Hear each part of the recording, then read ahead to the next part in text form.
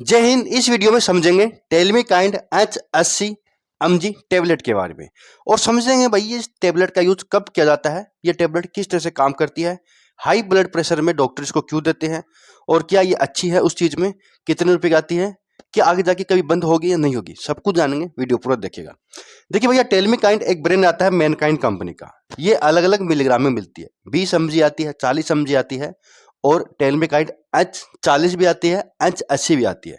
इसके अंदर टेलमिसाल्टन आता है और हाइड्रोक्लोरोथाजाइड आता है। टेलमिसाल्टन जो आता है इसके अंदर 80 mg में है, इसलिए इसको 80 mg कहते हैं। और जो प्लेन टेलमिकाइंड आती है ना, 40, 20, 80, उसके अंदर सिर्फ टेलमिसाल्टन ही होता है। लेकिन H आ जाता है तो इसका मतलब हाइड्रोक्लोरोथाजाइड साथ में है, 12.5 mg में आता है। H40 आती है उसके अंदर भी 12.5 mg में होता है। H80 आती है उसके अंदर भी 12.5 mg में होता है। बस यहाँ पर चेंज आ जाता है, 40 है तो 40 mg, 80 है तो 80 mg। अब देखिए दोनों क्यों देते हैं, तो भैया सबसे पहले बात कर लेते हैं इसकी प्राइस की। 130 रुपए की 10 टेबलेट पड़ती है। इसको एमबीबीएस डॉक्टर, फिजिशियन डॉक्टर, कोई भी डॉक्टर इसको प्रिस्क्राइब कर सकते हैं। ये उन व्यक्ति में दी जाती है जिसको हाई ब्लड प्रेशर होता है। यानी ब्लड प्रेशर जब होता है नॉर्मल, जो इसकी जो नॉर्मल रेंज होती है वो 120 और 80 माना जाता है। नीचे वाला 80, ऊपर वाला 120। ठीक है, तो ये जो इसकी नॉर्मल रेंज होती है ना वो 140 तक नॉर्मल माना जाता है। इसके बाद टाइप 1 हाइपर टेंशन आ जाता है। यानी 120 से लेकर 140 तक ये सही माना जाता है। 140 जैसे 139, 138 इस तरह की नॉर्मल माना जाता है। लेकिन 140 से ऊपर चली जाती है, यानी 141 हो जाती है, तो ये हाइपर टेंशन आ जाता है। तो वहां पर फिर डॉक्टर्स को प्रिस्क्राइब करते हैं। हालांकि डायरेक्ट H80 नहीं देते हैं। H80 मतलब इसका मतलब थोड़ा बीपी ज्यादा है, 150 है, 160 है, इस तरह से। जब ऊपर वाला बढ़ता है तो ये भी बढ़ता है, और कोई जरूरी नहीं है, लेकिन ये जा सकता है 90 या 100 तक। तो डॉक्टर फिर देते हैं ब्लड प्रेशर को डाउन करने के लिए। अब ये क्यों दी जाती है? क्योंकि दोस्तों हाई ब्लड प्रेशर स्ट्रोक का कारण बनता है और हार्ट अटैक का कारण बनता है। हार्ट के अंदर अगर अटैक आ रहा है तो ब्लड प्रेशर के कारण आ सकता है। स्ट्रोक यानी रक्तचाप ज्यादा। देखिए, जो अपनी जो रक्त वाहिकाएं होती है, जो जो नसें होती है, उसके अंदर से ब्लड जाता है। अगर इसका प्रेशर ज्यादा रहेगा ना तो ये नस को फाड़ देता है, इसलिए इसको कहते हैं स्ट्रोक आना।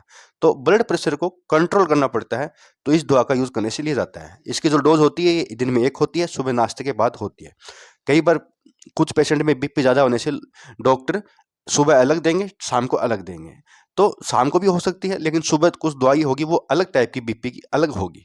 तो ये सुबह अगर किसी को एक चल रही है तो सुबह ही लेने के लिए डॉक्टर कहते हैं। तो यानी कहने का मतलब नाश्ते के बाद ली जाती है, जिससे कि पूरा दिन ठीक रहता है। लेकिन ये रोजाना लेनी पड़ती है। एक टेबलेट का असर 24 घंटे बाद खत्म हो जाता है, तो रोज लेनी पड़ती है।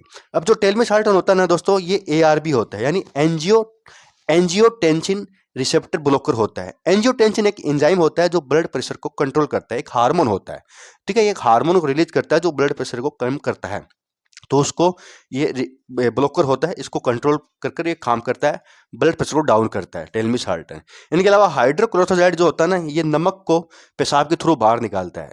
कहने का मतलब है ये जो होता नहीं है, ये जरूरी होता है, ये कई जगह काम आता है। जैसे कि अगर कोई पानी भर गया हो, कोई दिल की प्रॉब्लम हो, कोई अगर पेशाब में दिक्कत हो, तो ये जो एक्चुअली करता है, ये जो नमक होता है ना, नमक के कारण भी ब्लड प्रेशर बढ़ जाता है। तो खून के अंदर नमक के लेवल को पेशाब के थ्रू बाहर निकालने का काम करता है, इसलिए साथ में दिया जाता है और अच्छा भी होता है।